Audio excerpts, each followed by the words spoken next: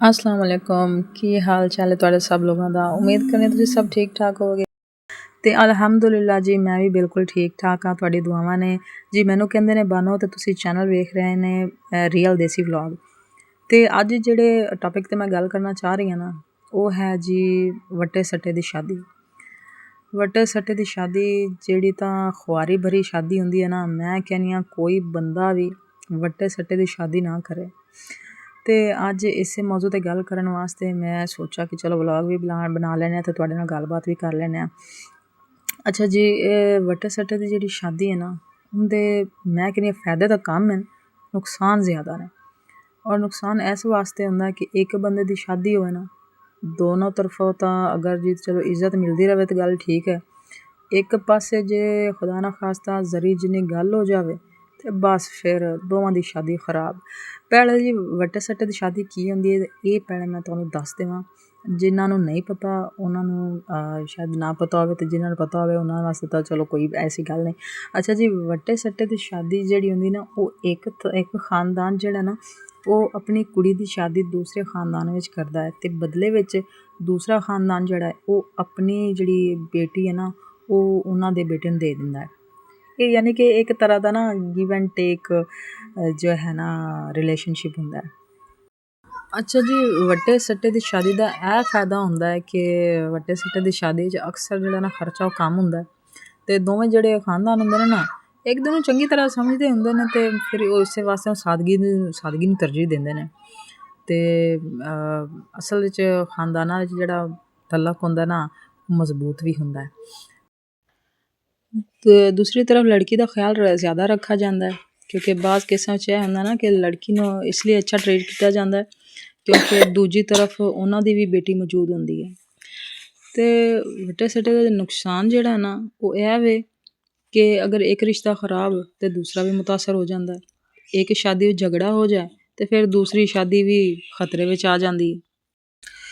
ਫਿਰ ਲੜਕੀਆਂ 'ਤੇ ਵੀ ਦਬਾਅ ਰੱਖਿਆ ਜਾਂਦਾ ਅਕਸਰ ਲੜਕੀਆਂ ਨੂੰ ਮਜਬੂਰ ਕੀਤਾ ਜਾਂਦਾ ਕਿ ਉਹ ਸਭ ਕੁਛ ਬਰਦਾਸ਼ਤ ਕਰਨ ਤਾਂ ਕਿ ਦੂਸਰੀ ਤਰਫ ਦਾ ਜਿਹੜਾ ਰਿਸ਼ਤਾ ਨਾ ਉਹ ਮੁਤਾਸਰ ਨਾ ਹੋਵੇ ਅਤੇ ਇਹਦਾ ਇਹ ਨੁਕਸਾਨ ਵੀ ਹੈ ਕਿ ਇੱਕ ਤਾਂ ਪਸੰਦ ਦੀ ਸ਼ਾਦੀ ਨਹੀਂ ਹੋ ਪਾਉਂਦੀ ਚਾਹੇ ਲੜਕਾ ਹੋਵੇ ਅਤੇ ਚਾਹੇ ਲੜਕੀ ਹੋਵੇ ਉਹਨਾਂ ਦੀ ਵਿੱਚ ਮਰਜ਼ੀ ਤਾਂ ਸ਼ਾਮਿਲ ਹੁੰਦੀ ਜੋ ਨਹੀਂ ਨਾ ਅਤੇ ਇਹ ਵੀ ਸਭ ਨਾਲੋਂ ਵੱਡਾ ਜਿਹੜਾ ਹੈ ਨਾ ਨੁਕਸਾਨ ਹੈ ਸ਼ਾਦੀ ਦਾ ਇਸ ਤਰ੍ਹਾਂ ਜੋ ਮੁੰਡੇ ਦਾ ਦਿਲ ਨਾ ਹੋਵੇ ਤਾਂ ਫਿਰ ਉਹ ਆਪਦਾ ਘਰ ਖੁਸ਼ ਨਹੀਂ ਰੱਖ ਸਕਦਾ ਲੜਕੀ ਨੂੰ ਵੀ ਖੁਸ਼ ਨਹੀਂ ਰੱਖ ਸਕਦਾ ਅਤੇ ਅਗਰ ਮੁੰਡੇ ਦਾ ਦਿਲ ਹੋਏਗਾ ਤਾਂ ਫਿਰ ਜੀ ਰਿਸ਼ਤਾ ਚੰਗਾ ਚੱਲੇਗਾ ਫਿਰ ਜ਼ਿੰਦਗੀ ਦੀ ਜਿਹੜੀ ਗੱਡੀ ਉਹ ਫਿਰ ਚੰਗੀ ਤਰ੍ਹਾਂ ਦੌੜੇਗੀ ਅਤੇ ਇਸ ਵਾਸਤੇ ਇਹਦਾ ਇਹ ਨੁਕਸਾਨ ਵਾ ਅਤੇ ਉਸ ਤੋਂ ਬਾਅਦ ਜੀ ਫਿਰ ਇਨਸਾਫ ਦਾ ਮਸਲਾ ਬਣ ਜਾਂਦਾ ਹੈ ਅਗਰ ਇੱਕ ਤਰਫ ਜ਼ਿਆਦਤੀ ਹੋ ਰਹੀ ਹੋਵੇ ਅਤੇ ਫਿਰ ਦੂਜੀ ਤਰਫ ਜਿਹੜਾ ਹੁੰਦਾ ਨਾ ਫਿਰ ਬਦਲੇ ਲੈਣ ਦਾ ਜਿਹੜਾ ਨਾ ਰੁਝਾਨ ਹੋ ਜਾਂਦਾ ਇਸ ਤਰ੍ਹਾਂ ਜੀ ਹਾਲਾਤ ਬੜੇ ਖ਼ਰਾਬ ਹੋ ਜਾਂਦੇ ਨੇ ਅਤੇ ਇਸੇ ਵਾਸਤੇ ਮਾਸ਼ਰੇ ਵਿੱਚ ਵੱਟੇ ਸੱਟੇ ਦੀ ਸ਼ਾਦੀ ਵੀ ਆਮ ਹੈ ਅਤੇ ਇਹਦੇ ਖ਼ਾਸ ਤੌਰ 'ਤੇ ਨਾ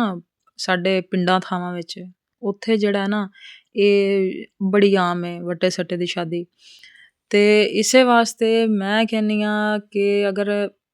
ਕਿਸੇ ਨੂੰ ਦੱਸਿਆ ਨਾ ਜਾਵੇ ਜਦ ਤੱਕ ਕਿਸੇ ਨੂੰ ਸਮਝ ਨਹੀਂ ਆਉਂਦੀ ਅਤੇ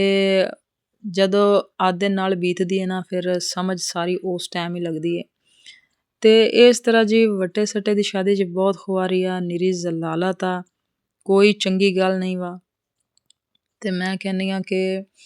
ਮਾਂ ਪਿਓ ਨੂੰ ਚਾਹੀਦਾ ਵਾ ਕਿ ਜਿੱਥੇ ਬੇਟੇ ਦਾ ਮਰਜ਼ੀ ਹੋਵੇ ਨਾ ਬੇਟੇ ਦੀ ਉੱਥੇ ਸ਼ਾਦੀ ਕਰੋ ਅਤੇ ਜਿੱਥੇ ਕੁੜੀ ਦੀ ਮਰਜ਼ੀ ਹੋਵੇ ਉੱਥੇ ਸ਼ਾਦੀ ਕਰੋ ਕਿਉਂਕਿ ਜਿਹੜੇ ਮਰਜ਼ੀ ਦੇ ਰਿਸ਼ਤੇ ਹੁੰਦੇ ਨੇ ਨਾ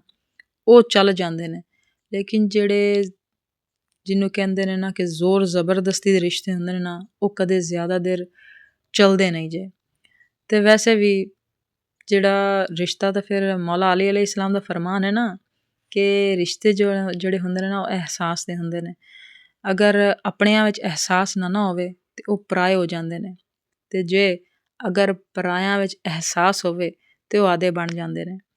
ਤਾਂ ਜੀ ਬਿਲਕੁਲ ਇਸੇ ਤਰ੍ਹਾਂ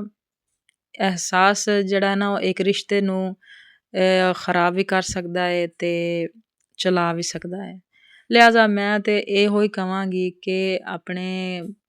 ਕੁੜੀ ਹੋਵੇ ਜਾਂ ਮੁੰਡਾ ਹੋਵੇ ਉਹਦੀ ਸੈਪਰੇਟ ਸ਼ਾਦੀ ਕਰੋ ਮਰਜ਼ੀ 'ਤੇ ਸ਼ਾਦੀ ਕਰੋ ਕਿ ਕੱਲ੍ਹ ਨੂੰ ਆਉਣ ਵਾਲੀ ਜ਼ਿੰਦਗੀ ਬੱਚੇ ਦੀ ਖਰਾਬ ਨਾ ਹੋਵੇ ਇਹ ਮੇਰਾ ਸਭ ਨੂੰ ਮਸ਼ਵਰਾ ਹੈ ਔਰ ਮੇਰਾ ਮਸ਼ਵਰਾ ਮੁਫਤ ਹੁੰਦਾ ਹੈ, ਤੁਹਾਨੂੰ ਪਤਾ ਹੀ ਹੈ। ਤੇ ਜਿਹੜਾ ਮੁਫਤ ਮਸ਼ਵਰਾ ਹੁੰਦਾ ਨਾ, ਉਹਨੂੰ ਲੈ ਹੀ ਲੈਣਾ ਚਾਹੀਦਾ। ਅੱਛਾ ਜੀ, ਇਸ ਤਰ੍ਹਾਂ ਜੀ ਮੈਂ ਕਿਹਾ ਚਲੋ ਅੱਜ ਦੇ ਵਲੋਗ ਵਿੱਚ ਨਾ ਤੁਹਾਡੇ ਹਿਸਾਬ ਨਾਲ ਸ਼ੇਅਰ ਕਰ ਲਵਾਂ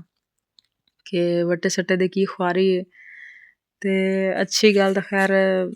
ਮੇਰਾ ਤਾਂ ਖਿਆਲ ਹੈ ਨਹੀਂ ਕਿ ਕੋਈ ਅੱਛੀ ਗੱਲ ਹੋਵੇ, ਹੈ ਤਾਂ ਸਿਰਫ ਖੁਆਰੀ ਖੁਆਰੀ। ਤੇ ਹੋਰ ਕੁਛ ਨਹੀਂ, ਸਿਰਫ ਮੈਂ ਮਾਂ ਪਿਓ ਨੂੰ ਇਹੋ ਕਹਾਂਗੀ ਕਿ ਖਰਚਿਆਂ ਤੋਂ ਨਾ ਬਚੋ,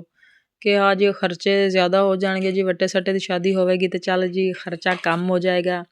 ਤੇ ਜਿਹੜਾ ਬੇਟੀ ਜਾਂ ਬੇਟਾ ਸਿਰੇ ਚੜ੍ਹ ਜਾਣਗੇ, ਇਹ ਨਾ ਸੋਚੋ।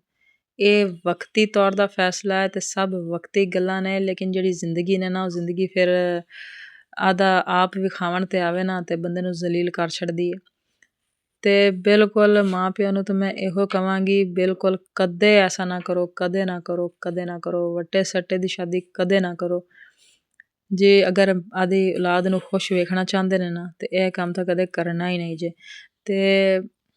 ਬਸ ਇਹੋ ਕਹਾਂਗੀ ਕਿ ਅਗਰ ਮੇਰੀ ਇਹ ਗੱਲ ਕਿਸੇ ਦੇ ਜ਼ਿਹਨ ਵਿੱਚ ਜਾਂ ਦਿਲ ਵਿੱਚ ਬਹਿ ਗਈ ਹੋਵੇ ਨਾ,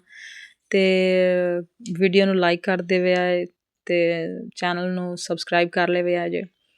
ਤੇ ਕੋਈ ਗੱਲ ਪਸੰਦ ਆਈ ਜਾਂ ਨਾ ਆਈ, ਅਗਰ ਇਸ ਟੌਪਿਕ ਦੇ ਬਾਰੇ ਕੁਝ ਵੀ ਤੁਹਾਡੇ ਜ਼ਿਹਨਾਂ ਵਿੱਚ ਸਵਾਲ ਹੈ ਨਾ,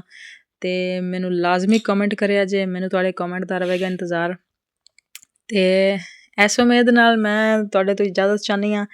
ਉਮੀਦ ਕਰਨੀ ਆ ਤੁਹਾਨੂੰ ਪਸੰਦ ਆਏਗਾ ਅੱਜ ਦਾ ਵਲੋਗ। ਚਲੋ ਜੀ, ਮਿਲਦੇ ਹਾਂ ਨੈਕਸਟ ਵਲੋਗ ਵਿੱਚ, ਤਬ ਤੱਕ ਵਾਸਤੇ ਅੱਲਾ ਹਾਫਿਜ਼, ਟਾਟਾ, ਬਾਏ ਬਾਏ।